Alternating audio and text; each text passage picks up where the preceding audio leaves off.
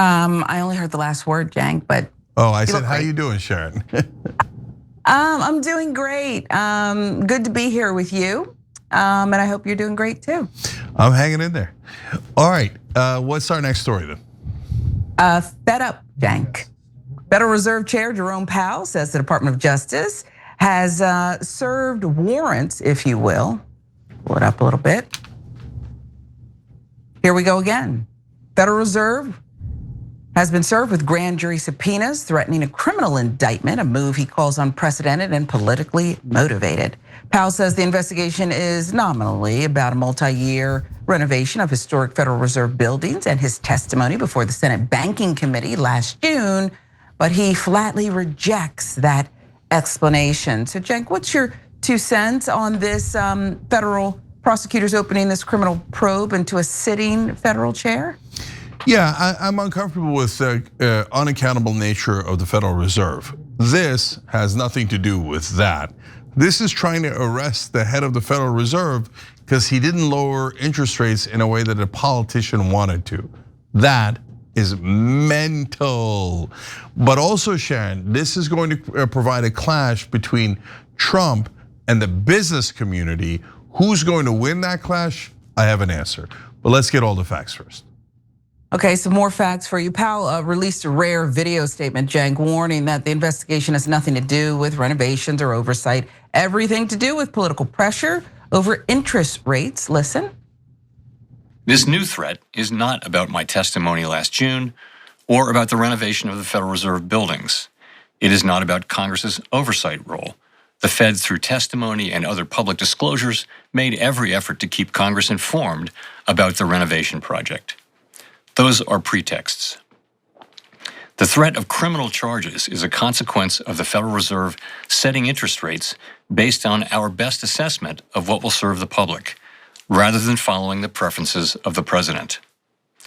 This is about whether the Fed will be able to continue to set interest rates based on evidence and economic conditions, or whether instead monetary policy will be directed by political pressure or intimidation. I will continue to do the job the Senate confirmed me to do, with integrity and a commitment to serving the American people. Chairman Powell there. Meantime, the president, Donald Trump, asked directly about the investigation. He told NBC News he, quote, didn't know anything about it, referring to the criminal probe before immediately attacking Powell, saying he's, quote, not very good at the Fed and not very good at building buildings. Trump also insisted the subpoenas had nothing to do with interest rates, saying, no, I wouldn't even think of doing it that way, while adding that Powell should feel pressure because rates are far too high. That denial comes after months of Trump publicly threatening to fire Powell, of course, floating lawsuits over the Fed renovation project, which Trump claims could exceed $4 billion, and repeatedly damaging aggressive rate cuts. The political fallout has been immediate here. Republican Senator Tom Tillis says he will block any Trump nominee to replace Powell until the investigation is resolved. Democrats, including Senator Elizabeth Warren, say this is a direct assault on the independence of the Federal Reserve and a threat to economic stability. And then you have the polling. Polling analyst Harry Enton noted on X, Americans significantly disagree with Trump when it comes to the Fed. 68% want the Federal Reserve to act independently of Trump. He also noted that Americans consistently rank inflation, interest rates, economic stability as top concerns, while Trump's economic approval remains underwater nationally. So why do this, Cenk? I've heard a lot of commentators today and really throughout the weekend talk about how, why shoot yourself in the foot? This is unnecessary. This is a waste of political capital. Why do this? Because Trump's a thug and an idiot. So let me explain, and so you make your own decision. So number one, does this potential arrest of the Federal Reserve Chair have anything to do with overruns on a construction project? Come on, don't embarrass yourself. Not one person thinks that. Like, oh my gosh, it's the first overruns we've seen in the government on any project. Let's go arrest someone right away. No, he keeps telling them to move the interest rates down and he won't.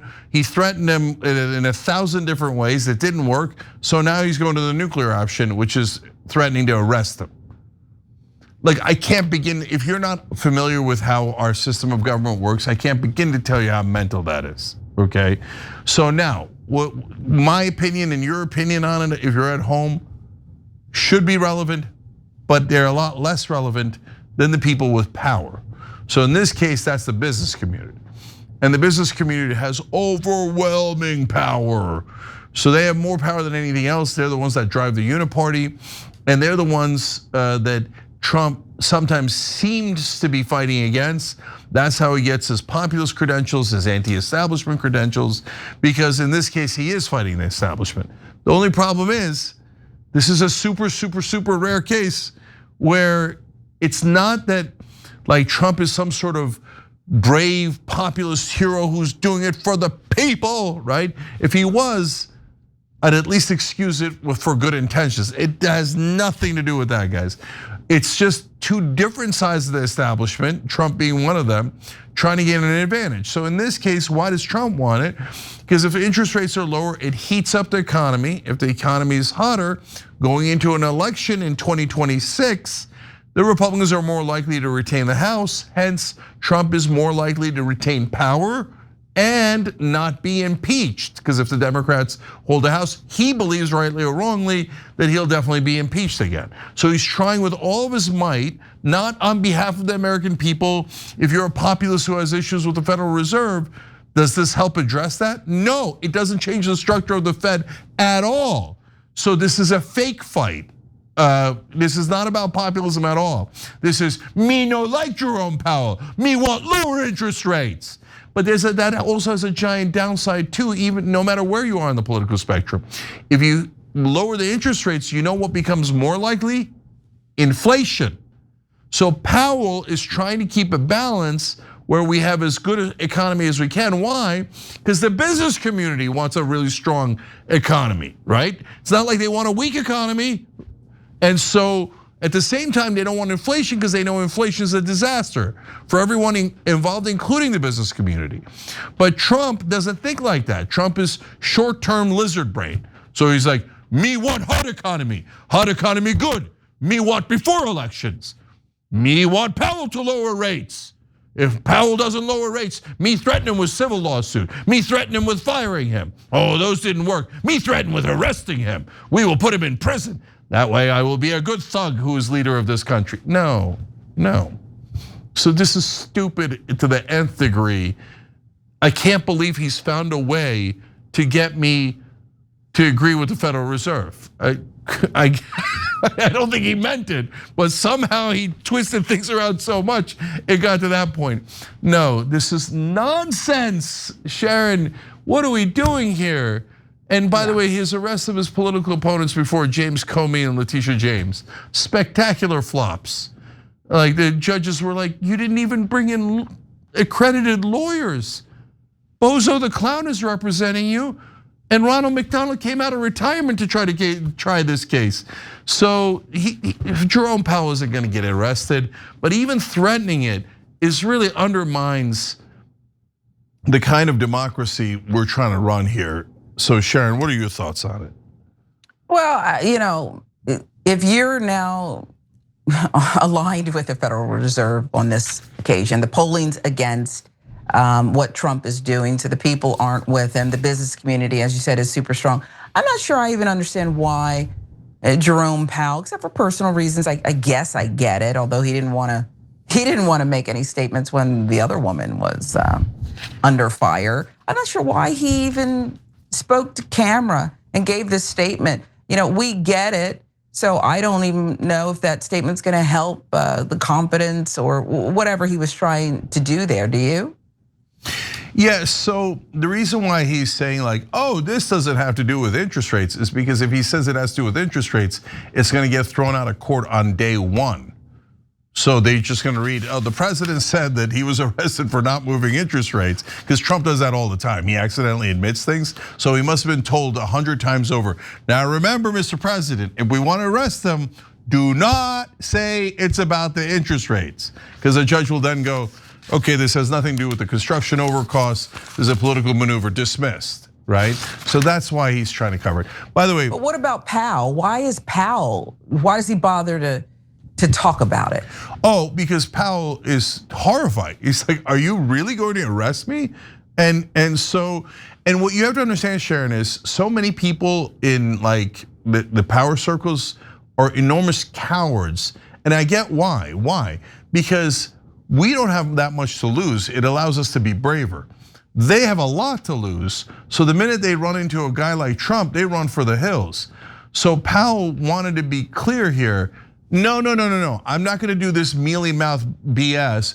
Oh, I don't know what it's about. Maybe it's about politics and maybe it's about the construction. No, he's like, it has nothing to do with the construction. It has everything to do with politics.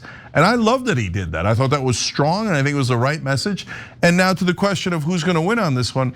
Already the polling indicates the American people think that it should be independent and not tied to a politician. Overwhelmingly, 68% wanted to be independent.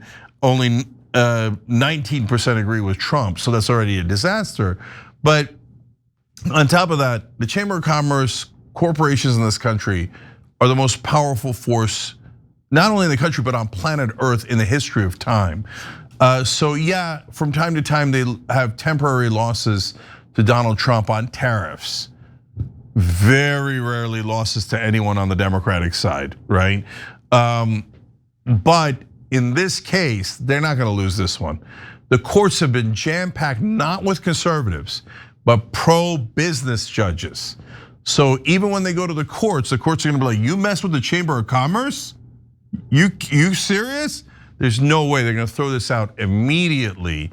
And right now, already we have Republicans today, as we were going to air, going, I don't agree with Trump on this. I don't agree with Trump on this. Why? Because their donors are calling him and going, this will endanger the entire stock market. I don't care how much you have to kiss Trump's ass on any other issue, but you will not support him on this. And they're like, yes, sir, right away, sir. I'll be on CNBC right away, sir. And then they come on here. Well, I love Donald Trump, but this is the one area I think he's going too far, right? So you're gonna see a lot more of that because none of our politicians work for us. Chamber of Commerce will be sending them out in this rare case against Donald Trump. And you'll see it all over your airwaves, and this won't go anywhere because the Federal Reserve, Wall Street, and the business community in this country are way too powerful. And in this super rare case, they happen to be right. Yeah, well, a fight for nothing. He won't win this one. Let's take a quick social break. We'll be right back with more. All right, let's go to Super Chat. K-Shack writes in, do you believe claims coming from HRANA, that's human rights activists in Iran, a group that is reportedly funded by NED, the National Endowment for Democracy, which exists through US congressional grants? So I thought of that, and so the different groups are reporting that 200 protesters have been killed in Iran. Some are saying 500, some are saying 1,000, 2,000, etc. I ignore all of that. So why do I ignore them? Not because I don't care about the protesters, I know. I care a lot, but I'm positive it's a big number and it doesn't quite matter if it's 200 or 500. And I'm not interested in propaganda from anyone trying to inflate the number or deflate the number. The bottom line is, are the mullahs killing protesters in the streets? Yes, they are. That part is true. And have they shut down the internet and freedom, etc.? Yes, that is also true. All right, Solid Mirage Vanguard says, look, and by the way, brother, just real quick, last thing on that.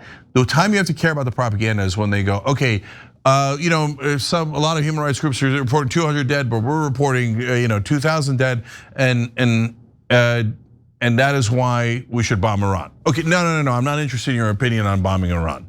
Not interested, right? So they usually have a giveaway. In this case, I haven't seen it clearly enough.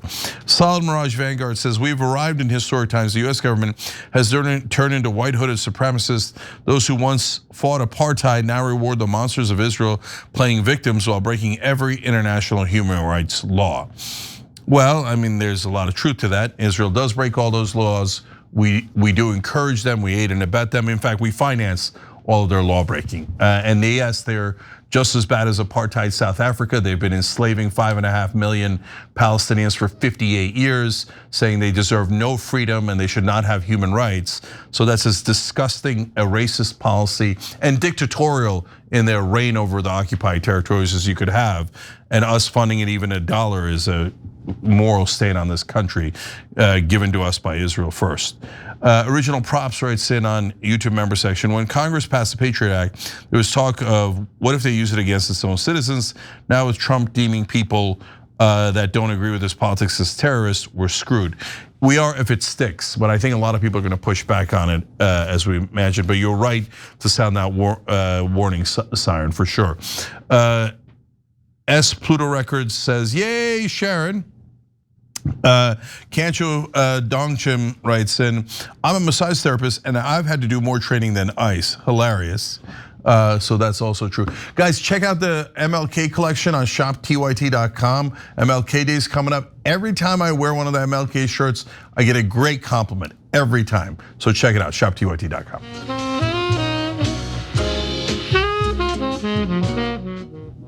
All right, back on TYT, the online news network. Cenk Uygur, Sharon Reed with you guys. Sharon, what's next? Cenk, aid in a bet. I want to taper off the military aid within the next 10 years. That would be a very dramatic shift. We kept, as you say, American military support to the tune of $3.8 billion a year. Much appreciated. So now in my visit with President Trump, I said, we very deeply appreciate the military aid that America has given us over the years, but here too we've come of age. So that's an interview with The Economist, Israeli Prime Minister Benjamin Netanyahu did, where he made the shocking claim that American military aid to Israel should be tapered off to zero over the next decade. Is he being honest? If so, why would he want the aid to stop? Before we get into more of it, Cenk, your 2 cents here. Yeah, this is a trick, so don't get fooled by it. They definitely want the aid. They're gonna ask us for an enormous sum of money, and then they're gonna pretend, oh, don't worry, 10 or 20 years later, we might ask for less, wink. So we'll give you the facts on what they're doing here, and then I'll explain the rest of the trick and how, of course, we should give them this sum instead. Zero. We owe Israel absolutely nothing. Okay, but let's give you the facts on what they're doing on the ground.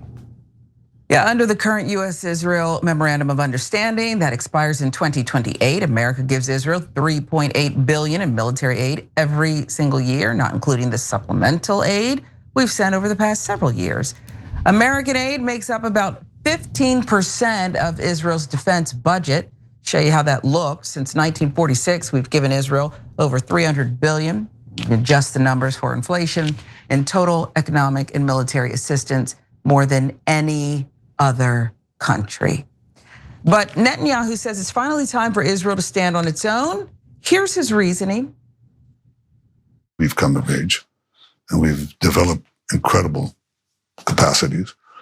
And in our economy, which will soon reach, certainly within a decade, it'll reach about $1 trillion. It's not a huge economy, but it's not a small economy. So I want to taper off the military aid within the next 10 years. That's not saying that I don't want to fight for the allegiance and support of the American people. I do. You have to be crazy not to. And it's something deep. It's not. You want to taper it off to zero within 10 years? Yes. That would be a very dramatic shift. Well, it's in the works. He also suggested tapering aid could help improve public perception of Israel. I'd like to do everything I can to fight the propaganda war waged against us, Prime Minister said. In the wake of those comments, Senator Lindsey Graham, arguably the biggest Israel defender in Congress, is saying that the termination of military aid should actually be expedited. Graham says, I will always appreciate allies who are trying to be more self-sufficient and believe that given what the Prime Minister said, we need not wait 10 years. The billions in taxpayer dollars that would be saved by expediting the termination of military aid to Israel will and should be plowed back into the US military, which is the best in the world and in great demand.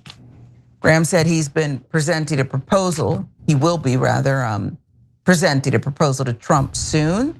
Except Graham said the polar opposite thing literally less than a week ago. In an interview with the Jerusalem Post, he argued this. Some in Israel, I think including Prime Minister Netanyahu, think these days that Israel should downgrade the next MOU when it comes to the dependence on the US. Big mistake. The day it is seen in Washington that you really don't need us is a big mistake. The people you're trying to please will never be pleased. So why the sudden change? Some are asking. Well, it's also worth noting that other reporting suggests Israel has no intention of letting American aid go. Axios reported this back in November. You see it there. Israel seeks a 20-year military aid deal with the United States with America First tweak. So Cenk, it's very schizophrenic. It's all over the place here. What gives? What's going on? Yeah, so they changed talking points, that's why. And Lindsey Graham's a great example because he will literally say whatever the Israeli government orders him to say. So 5 days ago, they were ordering him to say, I appreciate that Israel doesn't want as much money because they're such wonderful humanitarians. But I think it is in the best interest of America to give them the maximum amount of money. And they're like, hey, Lindsey, we're changing the talking point. We're gonna pretend we're not gonna take as much. And so you go say, we're gonna taper it off and stuff. Meanwhile, we're gonna take the same amount. And then when that 10 years is up, we're gonna take even more, right? So, but here's a new talking point. Rough. Yeah, there you go. Now you just put it in your language. Dog, go out there. So the dog comes out and goes, we will taper off, of course. I mean, give everything to Israel, but we will taper off, and so it'll seem like it is less. Okay, so that's what's happening. Total, utter propaganda. Good news is Netanyahu has become like Trump. He just can't stop saying the things that are top of his mind, right? So before he's like, we are going to buy TikTok for Israel. But remember, we don't control the media. Oh, okay. Hey, we are going to order America to do this, and if you don't, you're all anti-Semites. But we don't control anything. Anyways, so now he said it. Sharon read the quote to you guys. This is so they could fight the propaganda war. He didn't say this is so that Israel could be better off in the long run as an independent country. He said, so we can fight the propaganda war. So it's just a change in talking point. There's no scenario under which Israeli leaders are not going to want to rob us. And if I say robbery, you say, boo-hoo, no, you can't say that. Well, we just showed you the chart. They've taken over $300 billion off of us. And if you say, well, no, that helped America. Great. You know what? I'd be happy to agree with you. So if it helps the country that gave it instead of received it, then great. Israel can give us $300 billion. That way, that'll help Israel tremendously. I mean, that's what the Israelis say, right? The ones that are giving the aid are better off. So Israel, why don't you give us a memorandum of understanding where we get our money back? Oh, no way, you anti-Semites, you owe me. You are disgusting anti-Semites for wanting your $300 billion back. Okay, so that it doesn't help the country giving the money. Okay, so are they going to ask for about, before? Look, there was a report that Sharon showed you from Axios. That was 20 billion, but not just 20 years, but not just 20 years. They're like, the 4 billion we're getting now, that's just not enough. We're going to need a lot more than that, right? And it's in the story. So I was assuming that they'd go for about 5 billion over 20 years. That's another $100 billion. And there's sticker shock involved with $100 billion. They're gonna get it anyway, they figure. So they're like, 20, we got a little greedy there. Okay, we're losing the propaganda war. We'll go back to 10 like we did. Why am I giving you a 10-year guarantee? No other country gets a 10-year guarantee. What if you elect Hitler in year 8? Or what if you already have a guy that acts a lot like him now? Why do I have to give you 10 years of guarantees when I don't even know what you're gonna do? Well, that's because if you don't, I'm gonna say you hate Jews and I'm gonna ruin your life. Oh, wow, that seems like a compelling point. So no, guys, memorandum of understanding should be $0. There is no such thing. It's an invention of Israel to take more money off of us. And by the way, the country that came in second there was Egypt, right? Oh, you say, wow, that's a Muslim Arab country, so it seems, no. Egypt made a peace deal with Israel. The only reason we give them money is so they will not attack Israel and they'll be good, loyal servants of Israel. So when you take Egypt and Israel put together, oh my God, it dwarfs every other country combined. And that's how much our politicians work for Israel and not us. So whatever our politicians say at the end is guaranteed to be maximum helpful to Israel and screw over the American people to the best of their abilities.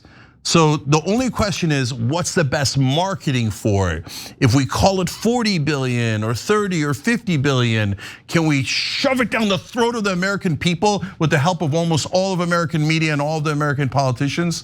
Or have the people in America woken up enough that whether it's 40 billion or 100 billion, we're gonna go, no, brother, we don't know you a goddamn thing. And you keep talking like this, and we should start a conversation about you paying us back. Yeah, it seems that with more and more people starting to come around to that position, that the other way to win the propaganda war is to control more and more access or limit more and more access to journalists. And so that's where this comes into play. Could you say definitively that you will allow the international press in without the IDF? I didn't say without the IDF, but we can have more numbers than you can see. I mean, it's so small. You can't really, it's not like I've been there with the IDF. It is small, but it is much, the more important thing is to allow the press in independently. And if you really want to change the perception of Gaza, then it is not. There's a ceasefire now in place. Yeah, but it's still a war zone. We just had firing. It's hard for me not to think that you have something that you want to hide when you won't let the press in. It's that last part where she pushed him. Benjamin Netanyahu had his feet held to the fire by The Economist's editor-in-chief, Zanny Minton Beddoes. She confronted him about Israel refusing to allow journalists access to Gaza without an IDF escort. Before we hear more excuses from Netanyahu, Cenk, give us your initial take here. The Israeli government kills more journalists than all other regimes and terrorist groups in the world combined. There's a reason why they murder so many journalists, because they don't want to see the country and the world to see the horrors of what they have done in Gaza, which is an unmitigated, disgusting slaughterhouse and a complete genocide. And that is agreed by the entire world. But Netanyahu is desperate to keep out all journalists. And if there's Palestinian journalists, he'll just kill them, including American journalists like Shireen Abu Akleh. And he knows the American press and the American government will be his dogs, and they will say, oh no, Israel is the best democracy in the Middle East, as he murders journalist after journalist after journalist and does not let others in, because they are not a democracy. They're a dictatorship in Gaza and the West Bank, and they have been an absolutely brutal dictatorship, occupying in a deeply disgusting racist way another group of people and keeping them in open air camps. So we'll give you the facts on how many journalists they have murdered now, and understand, of course, that she's right. The only reason why they're not letting more independent journalists in is because then they'd have to kill them to make sure that the truth doesn't get out and only Israeli propaganda gets out. And that's what we've been living with our whole lives. Yeah, the reporter is correct. As you said, journalists are still barred from going into Gaza to evaluate the situation independently, meaning without the presence of the IDF. And only a few foreign reporters have been allowed into the Strip while embedded with IDF troops. Netanyahu's government is fighting to keep it that way. The Times of Israel reported just a week ago that Israel's government has told the Supreme Court that a ban on international media access in Gaza should remain in place due to security risks in the enclave, according to a court submission. The deputy editor, Edward Carr, also pressed Netanyahu on allowing the press into Gaza. And while answering the question, Bibi admitted that journalists had been killed. Why don't you allow international journalists into Gaza? I think we do, but we could do more, and we probably should. But not without being with the IDF. Yeah, well, that's not an uncommon practice, but I can tell you one thing. First of all, we don't want any journalists killed, and some have been tragically killed because there's crossfire. It's dangerous. We just had this now, today. We had rocket fire. A few days ago, we had sniper fire. That's yesterday, actually. I wouldn't be so cavalier about it. And the last thing I want to see is any of you or anyone else. There have been a huge number of journalists killed in Gaza. So I don't think it's very easy for you to say that you are not concerned about people's lives. Well, of course I am, because we didn't target them. Zani, we didn't target them. We don't kill journalists, and we don't jail them either, and we certainly don't execute them, as Hamas is doing. With a straight face. Yeah. Sharon, can I just jump in on that? Yeah. That was a bold-faced lie. Israel executes journalists on a regular basis.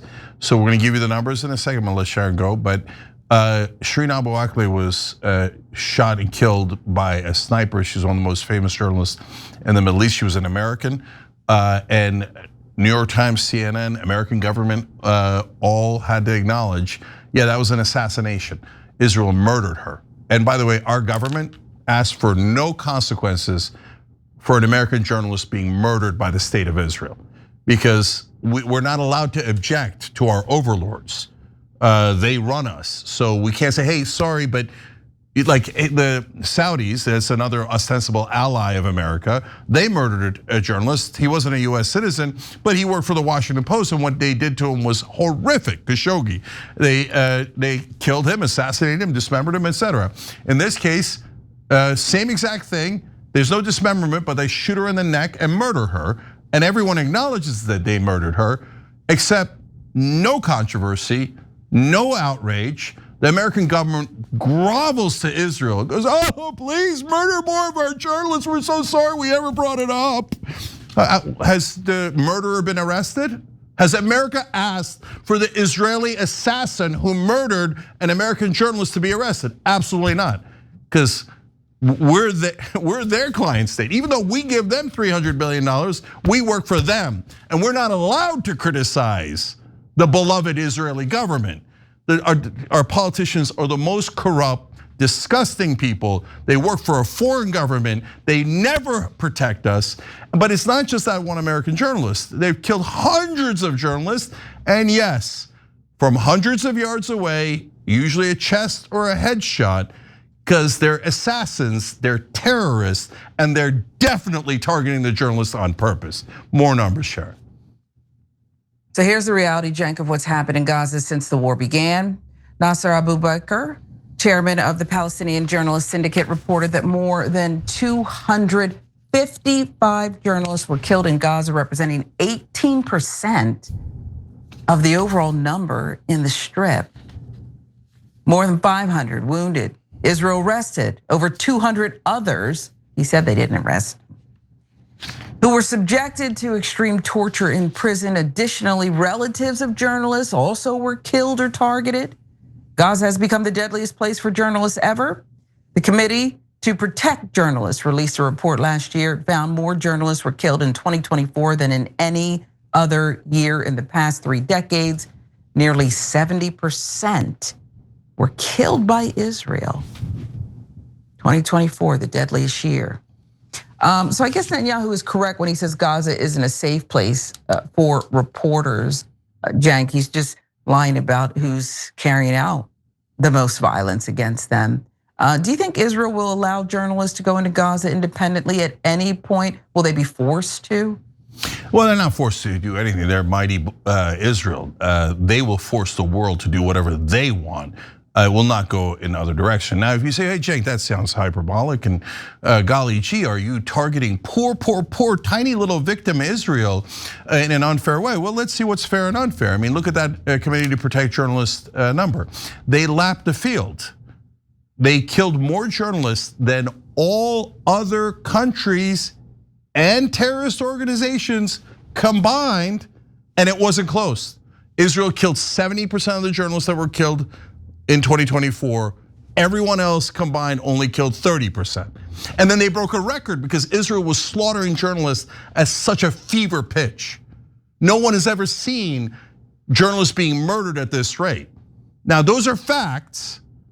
Did you see that on cable news? No, you can't see it on cable news because cable news works for Israel.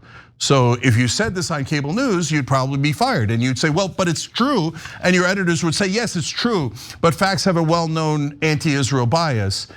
So we're gonna say that you hate Jews and we're gonna ruin your life. And you're never allowed to work in news again because you actually report the news. So Israel doesn't just assassinate and literally kill journalists in Gaza. they also kill journalism across the West, because anyone who correctly, factually objects to Israel will be labeled an anti-Semite by some Israel First executive here in America or in Britain, and they will fire you, and then the rest of the press will join in and call you an anti-Semite and try to ruin your life on behalf of Israel, because Israel despises journalism. Now, if Americans and the West found out what Israel was actually doing, including slaughtering journalists, well, they wouldn't support them, because they're not a liberal democracy. They're not anything that they claim to be. They're not a special ally. They're the largest terrorist organization in the world. Terrorists are jealous of how many people Israel has killed and how many journalists Israel has killed. So, no, the number one enemy of journalists across the world is the government of Israel. So that is super clear. In fact, there's a wonderful filmmaker, Robert Greenwald. He's at Brave New Films, and he did this really short documentary. It's only 41 minutes. Gaza journalists under fire. Please check it out. If you could make it through that 41 minutes and not be as opposed to Israel as I am, well, then I'll say, okay, at least you looked at the facts, and at least you looked at what happens on the ground, and you say you're okay with it. But I don't think almost anybody can make it out of that movie and not realize what Israel is doing to journalists and to human rights overall. So yeah, if they allow the journalists in, they will be completely surrounded by the IDF. If they go rogue and actually try to give you things that are true about Israel, there's an excellent chance Israel will literally murder them, because that is what they've done to over 250 journalists already. So that's not an accident. It's because they do not want actual news coming out of Israel. Their only advantage, Sharon, is that they have been able to do overwhelming propaganda on behalf of Israel to keep people from finding out what Israel's up to. I mean, there's comical things in America, like they think, oh, in 1948, 750,000 Palestinians got up and decided to go for a picnic and said, you know what? Let Israel keep all of our homes. Don't worry about it. It's totally fine. We're the bad guys for even objecting to it. No, they were ethnically cleansed out of what is current day Israel. The only reason why you don't all know that is because Israel has been doing nothing but propaganda in the West for the entire time. And if you do something outside of that and you're anywhere near them, they will literally kill you, as they did with Shireen Abu Akleh and 250 journalists. And if you're here in the US, they'll try to get you fired. So that has been their strategy from day one. They will never veer from that strategy, because if you find out about the truth of Israel, you will not support Israel. American media fully complicit in this. Let's take another social break. Much more to come.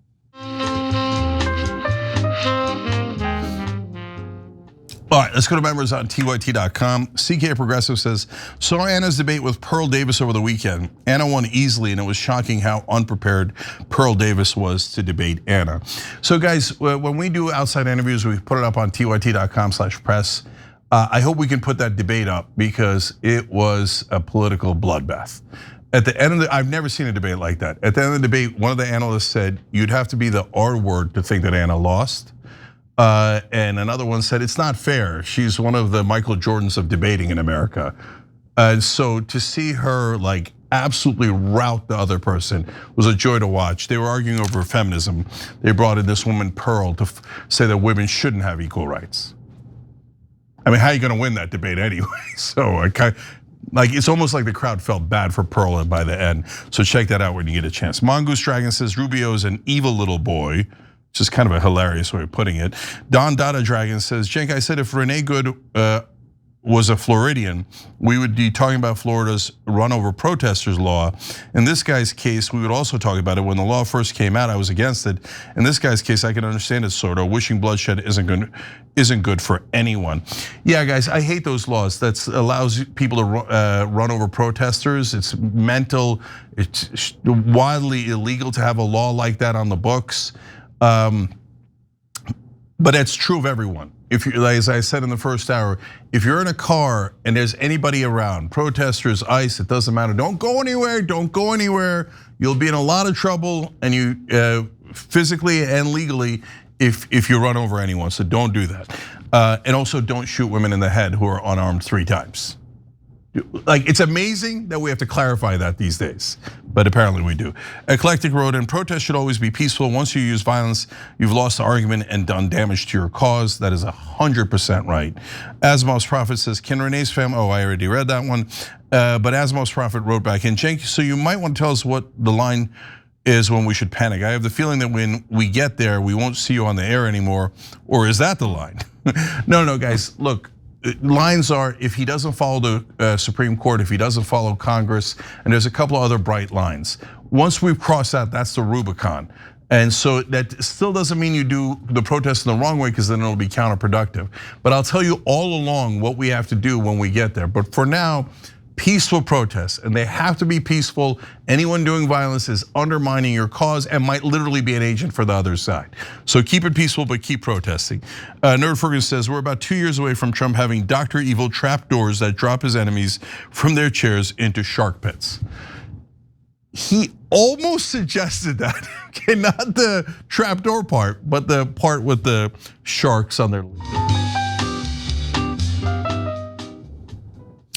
All right, back on TYT, Cenk and Sharon with you guys. Before we get to the rest of the news, I want to just read a couple of quick comments. Solo Rick, a new YouTube member, wrote in, guys, join the team. TYT is great. I just joined him. I will support Cenk and TYT team all day, every day. You're awesome, Solo Rick. We appreciate you. That's why God made that beautiful join button underneath the video on YouTube. Also, tyt.com/join. And Average Gaming said, it's crazy how just calling someone a terrorist eliminates all their rights. And that is exactly what we're worried about. An excellent call. And last one is Shaheen Kohani wrote in on Super Chat. Iran is completely different than Iraq/Afghanistan/Venezuela. Millions are on the streets, and Trump's intervention on limited targets is a massive help. You guys have made a wrong call. Love you and disagree. No, we will not be greeted as liberators the minute we start dropping bombs and innocent Iranians start getting killed. And it won't be done to help Iranians. You might legitimately think it's done to help Iranians. You very likely do, okay? But at the same time, there are forces that think, we don't want any democracy in Iran. What we want to do is get rid of this guy and put in a new king/Shah who works for, very likely, Israel, right? So, even if you hate this regime, bombing does not help get rid of the regime, it helps cement it. So that's my opinion, but I know folks are very passionate about it. All right, Sharon, what's next? Las Culturistas. Should we have listened to the populist message all along? Is that ultimately what would work for them? Yes. It's not gonna be Gavin Newsom. And anytime a politician is making it too obviously about themselves, I'm already done. We're out. Don't waste your money sending to Jasmine Crockett. Do not do it. I must agree. Comedians Bowen Yang, Matt Rogers have since apologized for telling their viewers not to waste their money on Representative Jasmine Crockett's Senate bid. Cenk, your 2 cents. Don't apologize, you had it right there. So look, it's not a matter of whether you're gonna waste your money or not on Jasmine Crockett. That's your decision to make, okay? But are they right to say we should go in a populist direction and be wary of politicians who are too egotistical and always making it about themselves? Of course they're right about that. What are you retracting that for? Well, we'll tell you why they retracted it and why it's a bad idea. Go ahead, Sharon. All right, so here's more context for that clip of Yang and Rogers. Listen. Let me just qualify the Jasmine Crockett thing.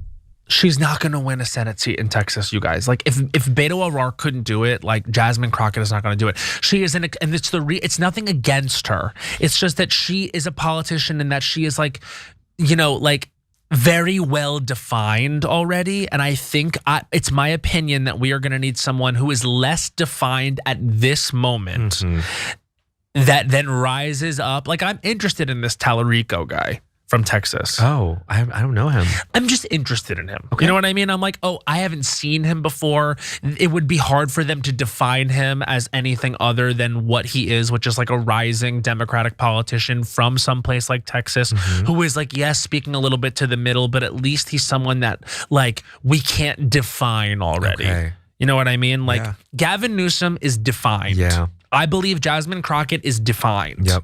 Like, I'm just trying to win here, and I really feel differently than we did in 2016. Like the way to win now is to like go with the energy. So the two comedians also discussed the rise of populism, the fall of both identity politics and resistance politics over the last 10 years. While there's a lot of crises in the world, 30 seconds. The number one actionable thing that Gavin Newsom can do right now is text Savannah Guthrie and get whoever just did her vocal surgery. You can still dunk on Trump, which is apparently something that people still think is gonna like win, and not speaking directly actionably to people and their concerns, like say Bernie Sanders does, who is the only durable remaining politician over the last decade that's been like consistent and is still around in a meaningful way. The reason we were Hillary stands is because at the time, it was like the Bernie bro thing. Remember, you remember 2016? I remember. Like it was like it got a little thick there with like the way people were talking on the Bernie side, and it was misogynistic and it was tough. And I think at the time there was a very girl bossy, like that was Obama core-ish, like, hey, right, don't talk like that. We're gonna crash the glass ceiling, girl. And I pull my hair back, check my nails. It was a very that, and so I don't look back in regrets because we were part of the culture we were part of. Should we have listened to the populist message all along? Is that ultimately what would work for them? Yes. Yang and Rogers faced backlash for their remarks. Some accused them of being racist and misogynist. The comment was uncomfortable to listen to, one Spotify user commented under the episode. Another comment on Instagram read, so unbelievably disappointed coming from a person in a marginalized community. I expect much better from you and Bowen. Two comedians have since apologized, as we said, for their remarks. Rogers stated this: I'm a very progressive person who cares deeply about winning these elections, but my phrasing was not right. I will be more thoughtful, I promise. I have great respect and admiration for Representative Crockett, and I regret that my words suggested otherwise. I just want us to win, and I will be better at finding ways to help. Yang wrote, should not have cursorily weighed in on this, understanding the platform, and we'll use it more responsibly. I don't know if he's sorry or not, but they both put in their statements there, Jank. A mistake. I mean, I don't know how you can go 10 toes down. They believe what they're saying to be absolutely the gospel. And so I don't really need an apology for that. What say you? No, I want to ask you, Sharon, first real quick. The Crockett people are making, or I don't know that it's the Crockett people to be fair, but her defenders are making it about race. Did you get any racial tinge from that? The only thing I will say, and I talked about this with Senator Turner, Nita Turner earlier on Indisputable. Listen, the Beto O'Rourke reference, I can say bothered me. It tweaked me a little bit because well, if he can't win, why can't you? Listen, anything can happen at any given time. It's unlikely. Let's just put it that way. But I do think that we put ourselves in kind of this box when are we not allowed to criticize her because she looks more like me? Are we not allowed to have honest conversations? I do think that that's kind of how you get here with a Hillary Clinton or whoever the next one is who potentially can't win. Let the people decide. Okay, so that's an interesting point of view, and I'm glad you said that. So I didn't pick up on it much, but different perspectives could give you a different read on it, right, and a different look on it. What I perceived it as was Beto O'Rourke was kind of moderate to begin with, and Jasmine Crockett is kind of a fire breather on culture war issues, identity politics, et cetera. Now, Colin Allred was in the race. He's also African American, but he's just a normal corporate Democrat. So, you'd have to get into what did you think about Colin Allred, et cetera. But to me, the much larger point has absolutely nothing to do with race. It has to do with what kind of Democrat do you want? Tallarico appears to be a little bit more populist. I want to find out more about him. That's interesting. Is it that we can't win Texas with a woman. That's empirically not true. Ann Richards was a Democratic governor of Texas, right? Can we not win in Texas with minorities? Empirically untrue. We have won many times with Latino candidates, black candidates, et cetera. That's not the issue at all. But can we win with corporate candidates, or should we go in a populist direction? That was the heart of the conversation that they were having. And they were totally right. They were wrong about Hillary back in the day, and I love that they've admitted that. And by the way, guys, just as I say to the people who voted for Trump, who now have misgivings, I say, take yes for an answer. Wonderful, come on in, right? I say the same thing to the people that we fought within the party that were on Hillary Clinton's side. Hey, you've had a change of heart and you realize that the populist was the right way to go and we would have won that election and we should go in that direction to win the next election. Wonderful. Bygones be bygones. I don't care about those old fights at all. Let's just go in the right direction now. So the reason they're having to backtrack is because a lot of those establishment folks, unfortunately, the voters are still there.